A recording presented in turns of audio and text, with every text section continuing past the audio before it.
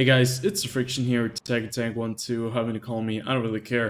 And welcome back to World of Tanks, where you can still see that the Merely Hope event is still going on, but that is not the topic of today's video. Today's video, we're going to be taking a look at the STA-2.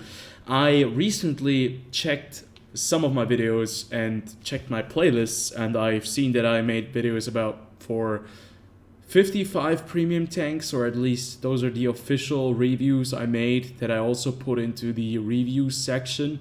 There are probably some more that I didn't put into that section, but I have to look into it again. But I remember that recently I've been playing a few premium tanks again because I needed the credits to buy some tier 10 vehicles. I recently just bought the Czechoslovakian VZ55, where I'm working on the review right now. I still have to get the Top Gun, and then I can work on that, because that thing is a lot of fun, I can say so much at the moment. But either way, I've been playing the STA-2, and when I play the STA-2, I've just noticed what a huge difference it is actually from the STA-1. And that's the topic today. We're going to be reviewing this STA-2, the Japanese tier 8 premium medium tank, and we're also going to be comparing it real fast to a STA-1 so that you guys get a little bit of a picture of what has happened with the STA-2 that actually has been buffed in, I think, the patch in the summer, while the STA-1 hasn't really been addressed, I think, in a very, very long time. But let me just put the STA-1 real fast into the configuration, and let me configure it to the right kind of setup. And actually turns out that I still have the STA-1 in my garage, which is quite funny because I did not notice that I still owned the STA-1.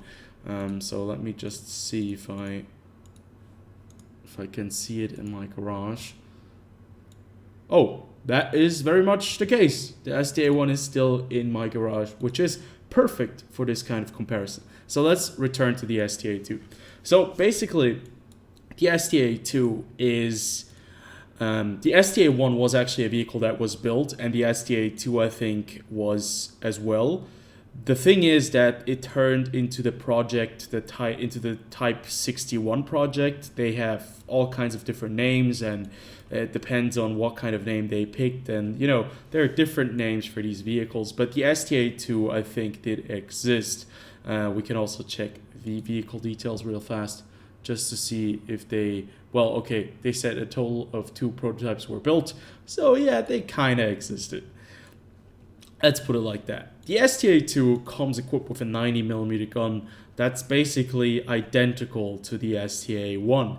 Both have the 90mm gun as the preferred gun for combat, and they have the same kind of alpha damage that most of the vehicles with 90mm have, and that's basically 240 average damage. You have 212mm of penetration. You have a pretty good rate of fire, thus pretty fast reload time, and you have very, very good gun traverse speed of 46.93 degrees per second. Now, I do have a very good crew on it, so keep that in mind. I do have some equipment to get this vehicle to aim in even faster, and I think I would nowadays, because this is when I first got this tank, which is about 5 or 6 years ago, I would much rather exchange the enhanced gun laying drive probably for turbocharger and maybe improved aiming, just if I had to pick something, because the dispersion on this vehicle isn't the worst, but it isn't great either with 0.33 with the current crew. I think it's probably 0.36 on average. I mean, the aim time of 1.62 seconds is pretty spectacular. You also have 10 degrees of gun depression, which is great, 13 degrees of gun elevation, which is not great, it's very bad. And one of the key features that the STA-1 did not have is you can actually fire towards the back of your vehicle, and the STA-1, it can fire at the back of its vehicle, but it's very interesting that the STA-1 just has this little thing that's protruding out, and the turret is actually on a lower base, so it cannot aim downwards, so it needs to aim upwards, and it's really, really awkward. But the STA-1 and the STA-2 have very similar values on damage per minute. Gun depression and gun elevation are almost identical, and I think dispersion and aim time are very close to one another as well. Now, what's really, really cool about the Japanese Tier 8 medium tanks is that they have very, very fast AP shells. You have 1,147 meters per second velocity on the STA-2. That's on the level of an APCR shell. Now, you also get heat shells, which is great to have both of them if you need to go up against Tier 10 opponents that you will face in the STA-2. Now, that's exactly where this tank kind of does not fare extremely well, because the firepower department is really great. 212 millimeters of pen, you're going to be able to work even Tier 9 tanks. Tier 10 tanks is going to be a much more difficult. But since you're a medium tank, you're supposed to be flanking and you're supposed to be a supportive element.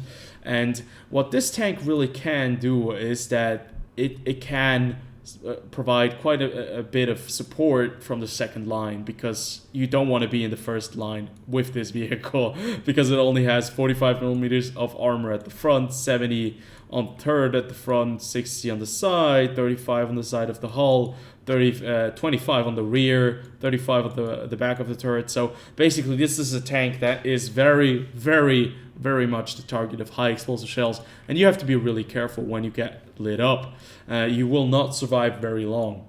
That's one of the biggest downsides to these Japanese tanks, to the Japanese medium tanks. They are not equipped very well to handle incoming fire, and that is the reason why you are supposed to be playing them more as a supportive element. And if you have to utilize your HP, you damn well need to be sure of why you need those, why you need to lose HP, because you don't have the armor. So the HP is really important to keep you alive, right? So you have to be in control when you can lose HP and how much you can lose, because if you have a longer game, well, it's going to be even more difficult to survive because you have no armor.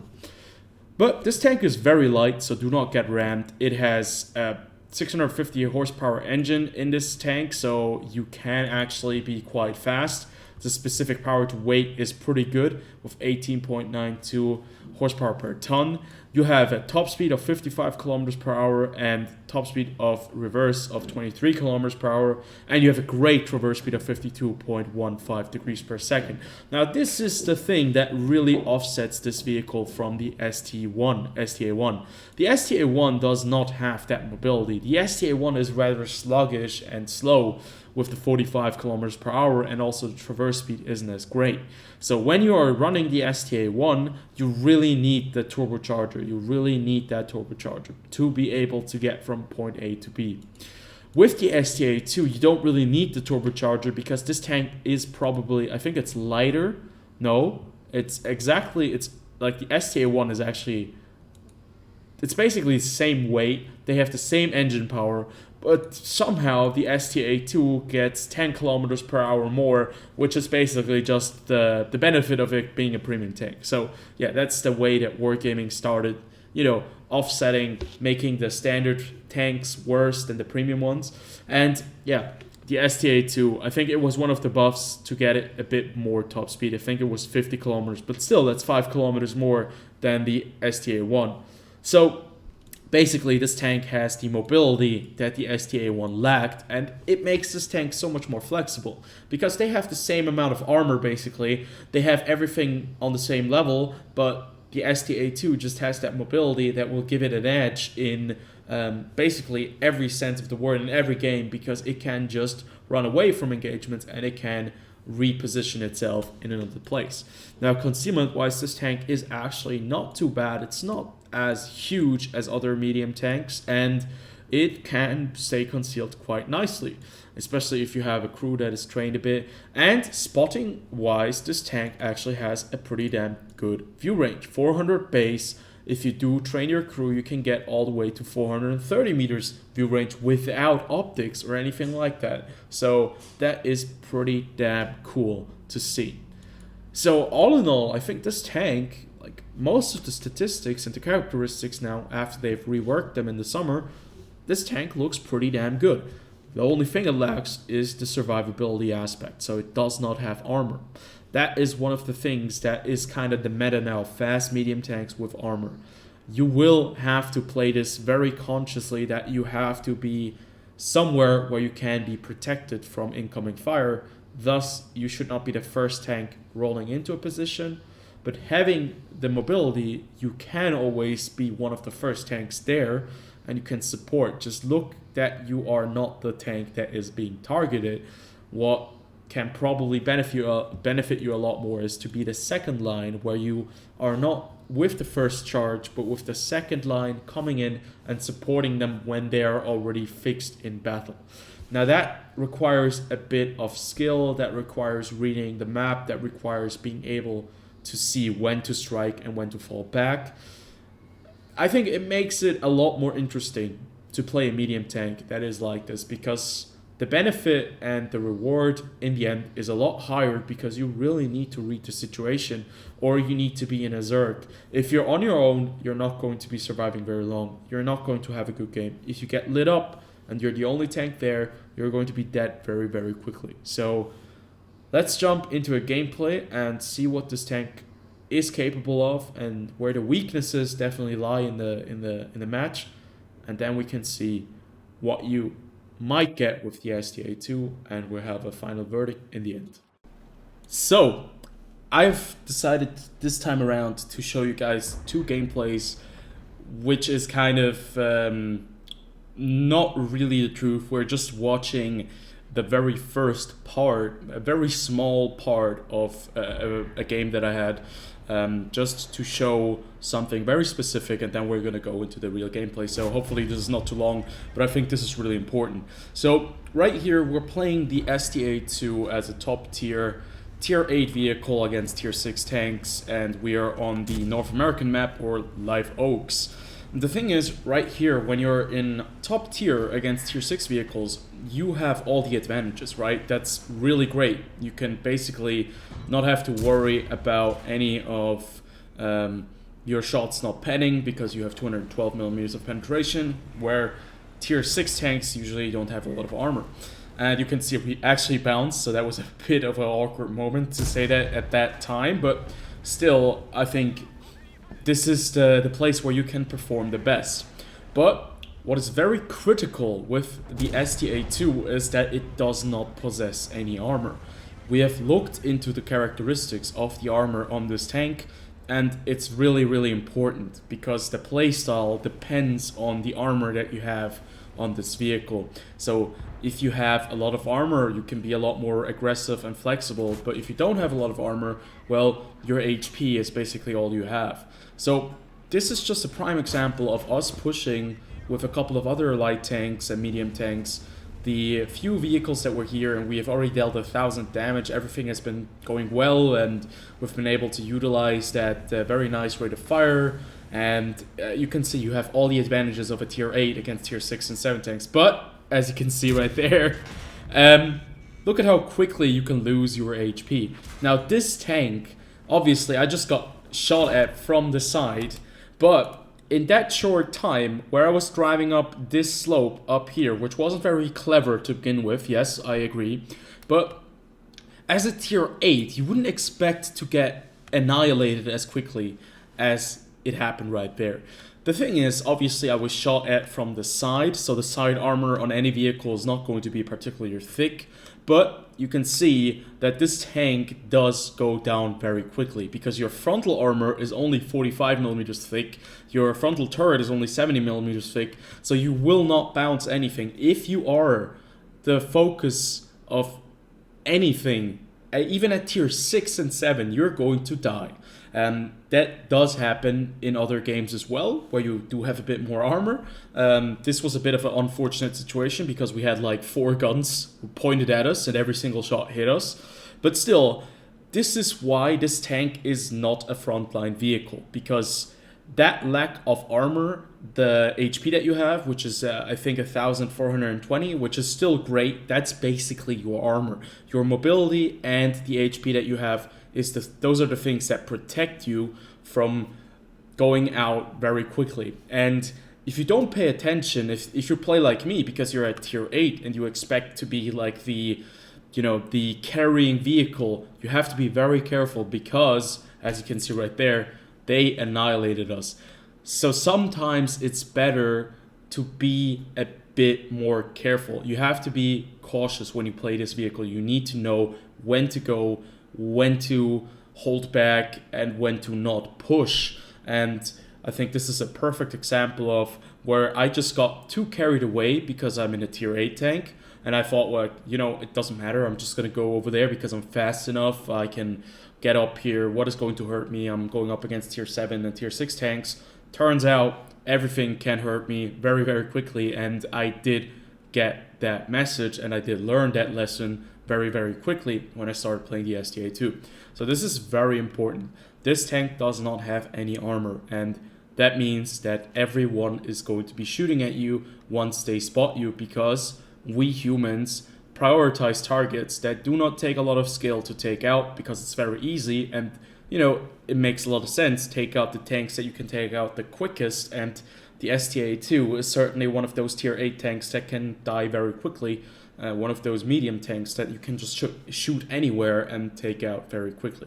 So this is one of the major downsides. The armor on this tank is one of the major downsides that you have, and you have to adapt accordingly if you want to play the STA-2 in the most effective way. But let's move on to the other gameplay to see what this tank can do if you do play a bit with some street smarts thrown in there, and when you know what you're doing. So after having seen that little snippet, let's take a look at the full game. We are playing on mines, and I know that this map is highly controversial with several players out there because it's a very small map and it has a very prominent middle part that other maps, well, do not have. So this is a very special kind of map in my opinion, because at higher tiers it does get cramped very, very quickly. You can see we're playing against a couple tier 9 tanks, some tier 7s, and just a few tier 8s. I think this is definitely a matchup where you in a tier 8 can do quite a bit, but you are not going to be the ones that can do everything since you're not top tier. We have an E75, we have 2 Scharfuturs, and we have us, a Progetto, a SU-101, Stritzwagen, and T-28 as being top tier. The thing is, with this tank, you do have quite nice mobility, which you don't have with the STA-1. The STA-1 lacks that mobility that the STA-2 has, with going up to 55 kilometers per hour top speed. Unfortunately, that top speed did not allow us to go to the hill because we wanted to contest the hill very early on because we have 10 degrees of gun depression. But since they have 2 Scharfuturs, we were never able to reach that on top. And I didn't want to fight. It would have been stupid. I would have been dead immediately if I would have tried to still go for hill against 2 autoloaders. And that's just something you have to keep in mind when you're playing the STA-2. We have already seen it in the previous clip. This tank does not receive shells very well. It's not a tank that is supposed to be shot at. If you are getting shot at, you're going to die. But it does have a very nice gun, and its rate of fire is very decent, and its penetration rate is great. You have very good shell velocity. You have great pen, at least in my opinion. You have heat shells, which is also quite a novel feature if you think about it, because at tier 8 a lot of other premium tanks only have APCR shells, and they will fly maybe as fast, maybe 100 meters per second faster than your AP shells, which this tank has. So this, all in all, is a very well-rounded tank that just has a huge downside of having no armor. Now, since the meta has changed, in world tanks, armor and DPM is basically the new meta. Being fast, being able to do a lot of damage, and having a bit of armor, that is how this game really does work nowadays. So when I'm playing the STA-2, I have to be really careful here around the corner because there's only a KV-3 and me holding this corner. Now, you might have asked yourself, where is the rest of my team? It turns out, if you look down at the K and J line, we have an entire nest filled with sniping vehicles. E75 is at the back. We have an Eagle 7, Stritzwagen, we have all the tank destroyers, all the medium tanks, and I'm basically the furthest tank by only being at F7, which is just about the middle of the map. So yeah, that's kind of how this game has panned out. That's how a lot of games do go on certain maps that are really small. Tank destroyers try to hide, obviously because it's their main strength, being able to fire very high damaging shots, but you know, while being hidden. But the E75, I don't really understand why the E75 is so far away, because the E75 does have the armor, he's a top tier, but it's not that important. Now, my job here is basically I'm the vision, I'm the eyes of the operation. I'm trying to spot these guys so that the E75 can take some pop shots, because I do not want to get overrun. If they overrun this position, which wouldn't be too bad, because I think my team would be able to still fight back, it's just very important that we kind of hold a front line on both sides. And I think it's really important that the STA-2 4 over there has moved to that island where he's able to actually spot the entire 1, 2, 3 line, and we are able to hold this 7, 8, and 9 line, because it's very difficult to get through here without getting shot if you're driving through the open space, and for us that's basically a very big opportunity. But still, we actually managed to bounce a shot from the STA-2, which is very funny because it's the exact same tank on the enemy team. They do have a bit of a problem spotting our tanks in the back because they have such good camo values, but we get hit by the STA-2. He's using the bushes, he spotted me first, and we get hit once more. Now we're at 1000 HP. That was 2 shots taken in, and I'm really worried about losing too much of my HP, so I'm just sitting back a little bit, and right there I was just, I think I was typing something out, asking for a bit of support from the E75, but it turns out that just in that time the WZ appears, and I think the E75 manages to spot quite a few vehicles in the back. Now this WZ, well, he plays his cards a bit wrong, and he does get nailed by the E75. And the biggest issue right here is for them, they cannot really go past me unless they want to rush me, kill me, and then push the next position. The thing is, since I'm sitting right here, they have something that will constantly be shooting them, because the STA-2 has great DPM, and thus you cannot really just ignore my position. But the biggest strengths of this vehicle certainly are its mobility and its gun. We've only been really able to use the latter thing, which is the gun. We've been able to utilize the rate of fire. The accuracy is decent enough at close to medium ranges, but at longer distances you tend to be a bit inaccurate. I think at 0.32 or 3 with my equipment that I have on. But what's really interesting is just that this tank has great view range. So you have 400 meters of base view range. That's great. If you have a good crew on it, you can push that to 430. You can see the spotting circle that I have basically covers the entire map. So if we do play our cards right here, we can basically spot anything that is in or close to us if we do have a line of sight to it, and it's maybe not sitting behind a building or a bush. So yeah, the STA-2 is quite flexible in that aspect, but having no armor means that if I do YOLO into that right now, I'll be basically dead, and I have to play a bit more conservatively. That's something you have to get used to when you're playing the STA-2. You just need to take a bit of a breather, think about what you have to do next, what will benefit your team the most, how can you win this game. And I think right now for me is to keep this 7, 8, and 9 line steady, look what is still in there, and we can see that the STA-2 has changed the location. We've lost the STA-2 on the free line, and now they have basically crossfire opportunities towards us. But Eagle 7 gets a bit cocky, moves forward, we take him out because we have enough alpha damage. I think the alpha is 240, which is about average for 90mm guns, and we take out the Eagle 7. So that's one less tank to worry about, and now we have a lead of 2 vehicles, and we also have a lead of about 4,400 HP. The thing is, obviously, I don't really think that this way of playing this map is extremely fun for the enemy team, where we are all sitting at the back, and it's really difficult to crack open this defense. But it's very effective for us. We're able to hold this corner very, very well. And now I'm just basically asking the E75 with a little bit of teasing that he's supposed to be coming forward, because he's in a tier 9 heavy tank, which is basically one of the most heavily armored tanks in the game at tier 9, and he is going to be able to absorb anything if he just moves forward, and he has enough HP to basically survive a lot of shots. So the E75 makes his move. I think it's very interesting that he's hugging the cliffs over there. I am moving over to him as well, because I want to support him, be close to him just in case.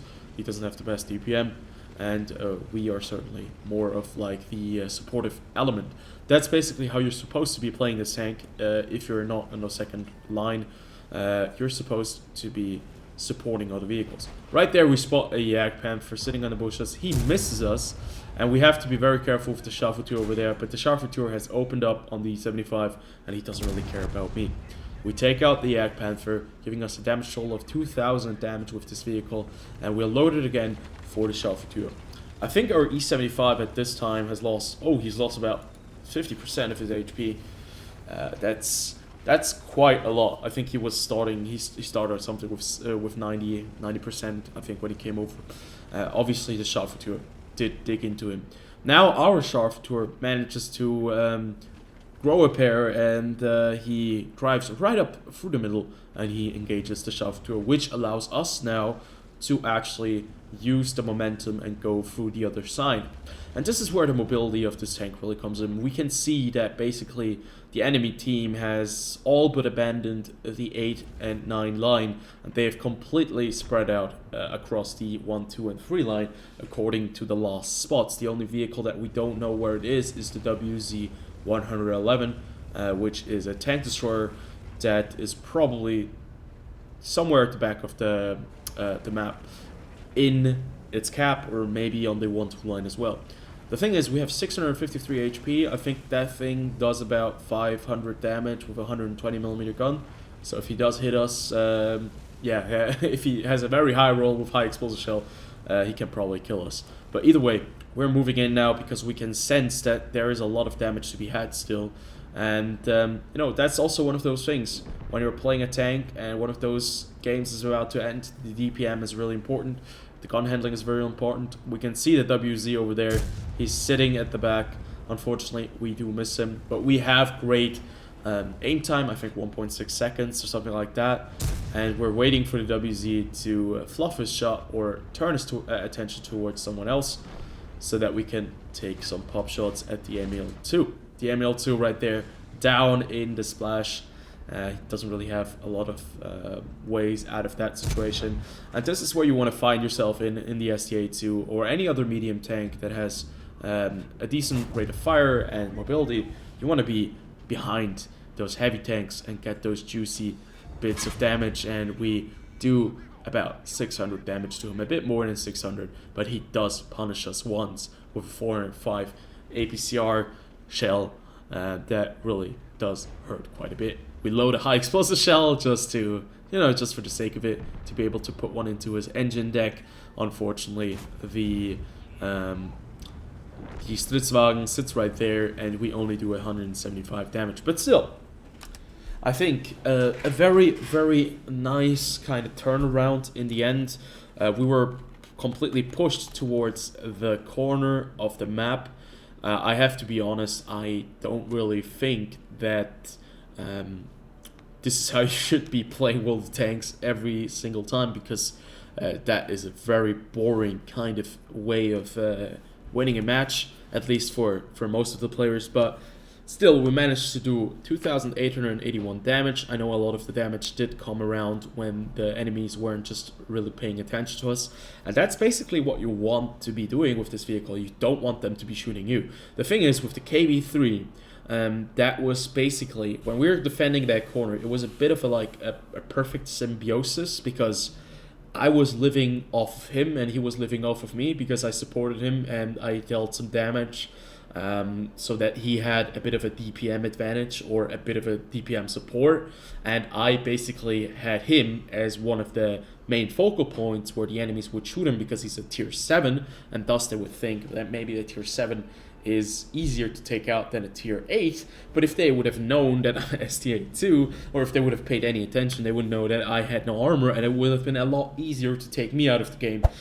But still, we managed to do a bit of damage there, and that's something that you just have to get used to when you're playing the STA-2. Now, in the end, damage or HP wise, since we really tried to hold on to our HP at the beginning of the match and in the middle of the match, you could see that we still had enough HP at the end to take a hit from the ML2. Now, if we would have taken another hit, I think that Emil would have definitely killed us, and we've lost about another 600-700 damage or potential damage that we would have been able to do. So that's something you have to think about when you're playing the STA-2 or any lightly armored medium tank in this game, because having the DPM is great, but if you're dead, the DPM is not going to help you at all. So you have to look into that you survive, and not by the cost of ruining the experience for your team by just being extremely passive, but to know when to expend your HP to assist to the win. Because your HP is basically your armor. You start with the most armor that you have, which is 1,420, and that dwindles down every single time you get hit. So you have to be extremely careful. You have to adapt towards those playstyles. So it might be that you can be quite aggressive at the beginning, then you might lose about 50% of your HP, then you have to dial it down a little bit, play like a light tank, and then maybe even like a tank destroyer to be able to really support your team. And that's a very dynamic shift that happens when you're playing the STA-2, and that's something you have to get used to. But I think it's a really cool tank because it has great features. It has a great gun, great DPM, the shell velocity is really good, you have 10 degrees of gun depression, your camo values are decent, your spotting is great, your 400 meters base view range at a tier 8 vehicle, that's amazing, and yeah, your mobility is great. Even you can put a turbocharger on it, you go to 60 kilometers per hour, you're going to be even faster. And yeah, I mean, this is a great platform that only lacks basically armor. But this is how, these medium tanks should have been always, and not like these armor, huge HP, armor pinatas that are so difficult to go through. But either way, I think the STA-2 is a great investment if you like a light medium tank that is nimble on its feet, that can do damage over a period of time, where you have a very reliable gun at medium to close ranges definitely, and sometimes even at longer distances, and that gets you from point A to B very quickly, even faster if you use the right equipment, and that you can still upgrade with the field mechanics now and specialize even more, maybe make it fit more your playstyle, like be more of a defensive-minded sniping vehicle, or make it even a more aggressive in terms of being able to flank harder, faster, and maybe do more DPM. Either way, I think the STA-2 is a tank that doesn't really appear to have it doesn't appear to be extreme big favorite tank, but I think it's a really good all-rounder, a lot of fun, and if you can look past the armor, you're going to have a good time with this tank. If you cannot look past the armor and you need armor, well, this is not a vehicle for you, because you're going to be dreading playing this tank because you're going to get knocked out if you play too aggressive with it. Either way, I hope you enjoyed. I'll see you guys on the next one. Until then, have a good one. Peace out.